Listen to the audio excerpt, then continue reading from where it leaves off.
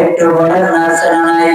যে নবীকে আল্লাহ গোটা বিশ্ব জাহানের জন্য রহমত হিসেবে নাযিল করেছেন, সেই নবীজির মহব্বত, সেই নবীজির ভালোবাসা যদি আমাদের অন্তরে না থাকে, তবে ওই ব্যক্তিটা প্রকৃত মুমিন হইতে পারে না। এখানে আল্লাহ নবী বলেন, এ দুনিয়ার মানুষেরা শুনে রাখো, لا يؤمن أحدكم حتى أكون أحب إليه من والده وولده والناس أجمعين দুনিয়ার মানুষ,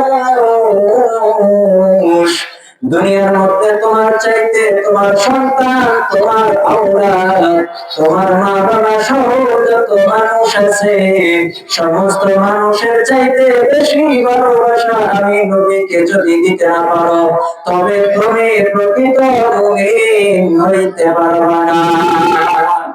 এখানে আল্লাহ নবীর ভালোবাসা, আল্লাহ নবীর মহব্বত, জীবনে যদি প্রকৃত মুমিন হইতে চাও, আল্লাহ নবীর মহব্বত সর্বোচ্চ লেভেলের হইতে হবে। কথা ঠিক না ঠিক?